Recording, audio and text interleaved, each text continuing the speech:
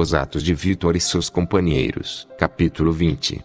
No tempo em que Valeriano era governador, sob os imperadores Diocleciano e Maximiano, a perseguição assolou os cristãos na província da Sicília. Vivia lá, nessa ocasião, um santo menino chamado Vítor, através de quem Deus operava milagres. Ele suplicava dia e noite pela misericórdia divina, e aprove a Deus responder-lhe: dar-te-ei, ó Vítor, a mercê que tanto buscas. Eles, seu pai, era um homem ilustre, porém ímpio. Ao tentar inutilmente induzir o filho a sacrificar aos deuses, mandou que o chicoteassem, e convocando Modesto, o tutor, deu-lhe a seguinte ordem: cuida para que este menino não mais pronuncie as palavras que temos ouvido. Um anjo do Senhor apresentou-se ao garoto, e confortando-o, prometeu-lhe: fui mandado a ter como um guardião. Proteger-te-ei até o dia de tua morte, e tudo o que pedires a Deus ser-te-á dado. Chegou aos ouvidos de Valeriano, o governador, que o jovem Vítor, filho do nobre Ilas, servia e adorava ao Senhor Jesus Cristo. Valeriano chamou o pai do menino, e pediu explicações. O que é isto que ouvi sobre teu filho? Ele adora ao Deus dos cristãos. Se desejas que ele seja salvo, deves empenhar-te em demovê-lo dessa tolice. Ao ouvir isto, Ilas chamou o filho e aconselhou: meu querido filho, ouve o conselho de teu pai, e deixa esta loucura de tua adoração. Não posso entender como vieste a adorar um homem morto. Se o soberano souber disto, virá sobre ti com toda a fúria de seu poder, será tua ruína e o meu desgosto. O abençoado menino replicou: pai, saiba que este Deus a quem chamas de homem morto é Deus a quem tu também deves adorar. Ele é o Cordeiro de Deus, que tira o pecado do mundo. Mas, Vítor, tornou o pai traço, eu sei que este Cristo, a quem chamas Deus, foi açoitado pelos judeus e crucificado por Pilatos. Sim, foi, replicou o rapazinho. Mas este é um grande e maravilhoso mistério. Ilas era pagão, e não podia compreender tudo o que o filho dizia. Todavia, com a afeição natural de pai, ele temia mais as consequências de se professar o cristianismo que o desprezo oferecido aos deuses do império. Enquanto refletia num modo de induzir o filho a abandonar a fé, o Deus Todo-Poderoso operava milagres através de Vítor. Em resposta às suas orações, os enfermos eram curados, os cegos recebiam a vista, e os demônios expulsos por ele eram forçados a declarar publicamente os méritos do jovem piedoso. Valeriano soube do que se passava, e mandou que Vítor fosse trazido à sua presença. Como é que não sacrificas aos deuses imortais? Indagou ele. Quando Vítor chegou: não sabes que os nossos príncipes ordenaram a morte de qualquer um que for achado adorando ao homem chamado Cristo? Vítor, cheio do Espírito Santo, e não demonstrando qualquer temor, algo inusitado em sua tenra idade, afirmou: nunca consentirei em adorar demônios, ou pedras, ou peças de madeira. Servirei sempre ao Deus vivo, que sempre me protegerá. Então seu pai começou a chorar e a gritar no tribunal: ó, vinde e chorai comigo, pois meu único filho vai perecer. Dirigindo-se ao pai, Vítor declarou: não perecerei, se eu puder entrar na vida eterna. Valeriano, então, pronunciou-se: como tu és de nascimento nobre, e eu, antigamente, desfrutava da amizade de teu pai, não executarei contra ti a sentença completa, como se fosses um sacrílego vilão. Mas como és um menino obstinado, devo corrigir-te. Lictores, deem-lhe algumas varadas. Depois de lhe desferirem alguns golpes, o governador perguntou: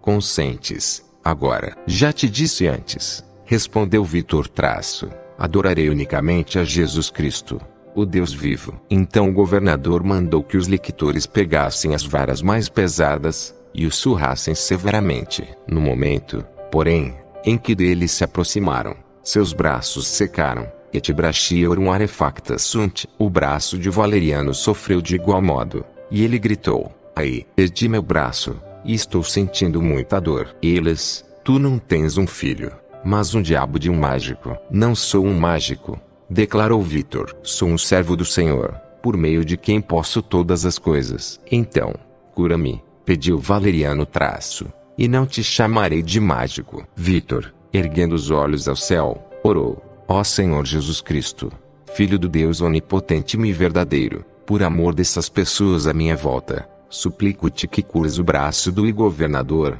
para que ele creia em ti. Imediatamente, O braço de Valeriano ficou São Ponto entregando o menino ao pai. Valeriano ordenou-lhe que o levasse para casa, e que se empenhasse em convencê-lo a sacrificar. Ilas assim o fez, e aplicou-se a mudar o filho com bondade e carinho. Vestiu-o com os mais belos trajos, e organizava festas e danças lascivas, na tentativa de desviar o menino. Vítor, no entanto, fechava os olhos e os ouvidos às seduções, e orava a Deus pedindo forças. Aconteceu, então, de seu pai deixá-lo numa linda sala, que instantaneamente encheu-se com uma luz celestial, e um grande número de anjos cercou o menino, cantando. Toda a família e os empregados agruparam-se junto à porta. A luz era tão forte, que ninguém podia olhar para dentro, e Ilas foi atingido pela cegueira. 2 Quando a música cessou, e a luz brilhante desapareceu, eles descobriram que Ilas havia perdido a vista. Ele gemia de dor, e os servos e criados estavam em lágrimas. Levaram-no a um diva, e rodearam-no, chorando e lamentando. Valeriano, que era seu amigo, foi chamado. Ao chegar, indagou o que acontecera, e soube que Ilas fora acometido pela cegueira. O governador mandou que o levassem ao altar de Júpiter, e lá Ilas prometeu sacrificar inúmeros bois gordos, de chifres dourados, se lhe fosse restaurada a visão. Prometeu também dedicar virgens a deusa Vesta. Não obstante, seus olhos permaneceram fechados, enquanto ele sofria dores intensas. Conduziram-no então ao seu filho, e imploraram-lhe de joelhos que o curasse. Vítor perguntou-lhe se ele deixaria de adorar aos demônios, e se acreditaria no Deus verdadeiro. Ilas respondeu afirmativamente, mas o menino, conhecendo-lhe os pensamentos, proferiu: entendo a tua resposta. Teu coração está endurecido, mas por amor destes que aqui estão, Deus te curará, embora não sejas merecedor. Vítor orou, e as escamas caíram dos olhos de Ilas, permitindo-lhe enxergar. Furioso, Ilas exclamou: agradeço aos meus deuses a minha cura, não ao teu Deus. A partir daquele momento, ele começou a pensar em matar o filho. Um anjo de Deus apareceu a Modesto, o tutor de Vítor, um homem santo e religioso, e mandou levar o menino ao litoral, onde encontraria um navio à espera, e que partiria imediatamente para onde ele indicasse. Mas eu não sei o caminho, protestou o tutor. Para onde irei? Eu te mostrarei, garantiu o anjo. Vítor, o menino abençoado, tinha então 7 anos. Erate altem bevitus circiteram norum septem. O anjo guiou-os ao litoral, onde o Senhor havia preparado uma pequena embarcação. Assumindo a aparência de um piloto, o anjo indagou: para onde vos apressais, bons amigos? A qualquer parte onde o Senhor nos guiar, respondeu Vítor. Seguiremos pronta e animadamente. Onde está o dinheiro de vossa passagem?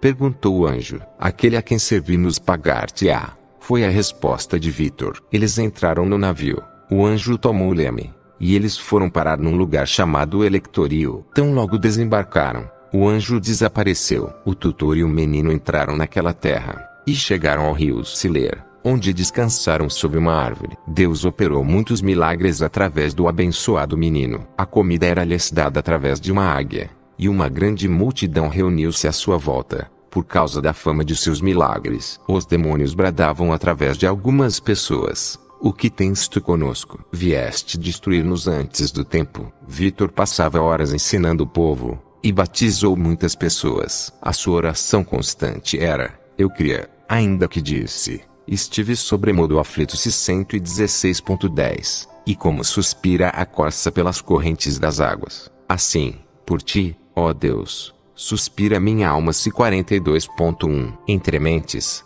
o filho do imperador Diocleciano III era atormentado por um espírito imundo, e o diabo gritava através de sua boca: a menos que Vítor, o Lucano, venha aqui, não te deixarei. E onde posso achar este homem? Indagou o imperador. Ele está em território tanagriano, próximo ao rio Siler. Diocleciano enviou soldados armados, a fim de que trouxessem rapidamente o jovem designado pelo demônio. Quando chegaram ao local, encontraram o campeão de Cristo orando ao seu senhor. És tu, jovem Vítor? Indagou o líder dos soldados. Sim, sou eu. O imperador precisa de ti, tornou o líder. Sou um pequeno e indigno ser, respondeu Vítor. Como ele pode querer-me? O filho do imperador acha-se atormentado por um demônio, explicou o homem. e ele pede que te leve até lá. Vamos então, concordou o Vitor Traço, em nome do Senhor. Quando ele chegou a Roma, e a sua chegada foi anunciada ao imperador, o soberano ordenou que fosse imediatamente conduzido à sua presença. O semblante de Vitor era extremamente belo, e brilhava como o fogo. Os seus olhos eram raios de sol, cheios da graça de Deus. Tu és Vitor? Perguntou Diocleciano, mas o menino ficou em silêncio. O César começou, então, a interrogar Modesto, mas ele, sendo velho e de natureza simples, não sabia como dar uma resposta adequada, e foi ridicularizado pelo imperador. Por que interrogas um velho como se ele fosse um jovem? Interferiu Vitor. Deveríeis respeitar seus cabelos brancos. Enraivecido, Diocleciano indagou: como podes ser tão presunçoso ao ponto de te atrever a falar tão irritadamente em face de uma autoridade? Não estamos irritados, replicou Vitor. Quem recebeu o espírito de simplicidade, através da generosidade de Cristo, deve ter a simplicidade da pomba. Nosso Senhor, que nos ensinou, é humilde por sua própria natureza. Ele é grande em poder, mas modesto em simplicidade. Por isso, quem deseja ser seu discípulo deve ser manso e humilde de coração, e não irascível e tempestuoso. Então o demônio, pela boca do filho torturado de Diocleciano, bradou horrivelmente: ó, Vitor, por que me torturas tão cruelmente antes do tempo? Vitor nada respondeu, e o imperador indagou: Vitor, podes curar o meu filho? De fato, ele pode recuperar a saúde, prometeu Vitor. Mas não sou eu quem a pode dar. Somente Cristo, de quem eu sou servo, pode libertá-lo facilmente de seu ímpio inimigo. Após a súplica de Diocleciano, o jovem Vitor aproximou-se do possesso, pôs-lhe a mão na cabeça, e repreendeu: espírito imundo, sai desta criatura de Deus, em nome do Senhor Jesus Cristo. Imediatamente, o demônio deixou o rapaz, e matou muitos infiéis. 4 Diocleciano, vendo curado o filho, e mortos muitos dos infiéis que haviam zombado de Vitor, aconselhou-o brandamente: querido Vitor, se tão somente consentires em sacrificar, dar-te-ei a melhor parte de meu reino, enriquecer-te-ei com ouro e prata, vestimentas preciosas, e toda a espécie de móveis custosos, e estimar-te-ei como meu amigo mais íntimo e querido. Não necessito de teu reino, recusou o Vitor Traço, nem de tuas vestimentas ou de tuas riquezas. Tenho meu Deus, que me há de vestir com a estola da imortalidade,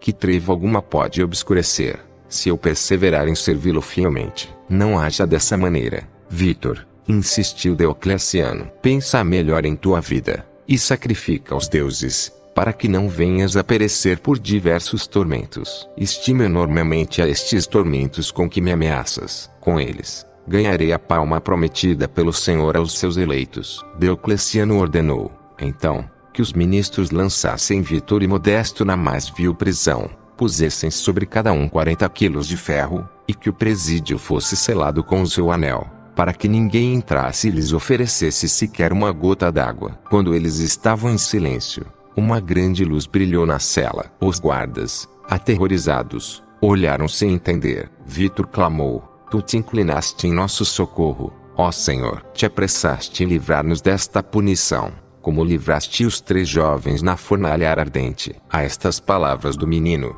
um terremoto sacudiu a prisão, uma luz radiosa invadiu-a, e um delicioso aroma espalhou-se no ar. O Senhor apareceu-lhes, e confortou-os. Levanta, Vitor, anima-te e fortaleça-te. Veja, eu estou contigo todos os dias. Então a visão se foi. O ferro que os confinava e os empurrava para baixo derreteu-se como cera. Ouviu-se o som de uma multidão de anjos, cantando com eles na cela, e bendizendo: bendito seja o Senhor Deus de Israel, que tem visitado seu povo e lhe trazido a redenção. Os carcereiros, ouvindo estas coisas, quase ficaram paralisados de temor, mas correram ao palácio do imperador, gritando em alta voz: ajudai-nos, ó piedoso imperador. A cidade inteira está perecendo, e o povo, sendo destruído. Ao ouvi-los, o imperador ficou consternado, e indagou dos carcereiros: que grande infortúnio é este que vós publicais tão desarrazoadamente? Vitor, a quem nos ordenaste manter na prisão,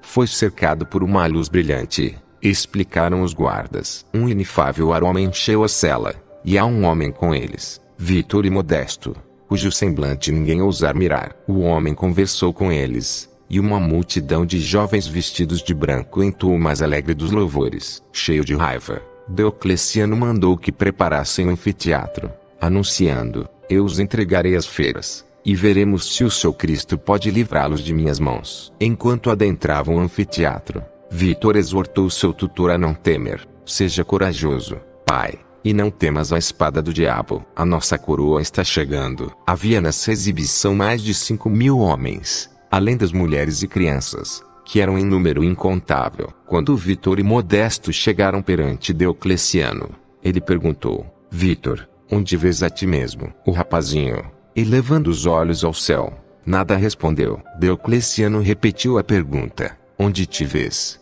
Vítor? Vejo-me no anfiteatro. Mas faze o que tens a fazer. Pense em tua vida, recomendou Diocleciano e sacrifica aos deuses. Nunca te irás bem, Satanás, proferiu Vítor. Seu lobo voraz, seu enganador de almas. Quão grande é a tua astúcia em persuadir-me a fazer estas coisas, depois de ver tantos milagres. Mas eu tenho Cristo, a quem, até agora, tenho sacrificado cada pensamento de minha alma, e a quem sacrifico agora tudo o que restou de mim. Incapaz de conter a raiva, o imperador determinou que os ministros preparassem a fornalha. Os lictores fizeram o que lhes fora ordenado, e o abençoado campeão de Cristo foi posto dentro do forno. Enquanto o colocavam ali, o imperador teimou: agora quero ver se o teu Deus pode livrar-te da minha mão. Vítor, porém, pensava na cruz de Cristo. A fornalha estava incandescente. Logo um anjo apareceu e extinguiu o calor. Vítor ficou de pé,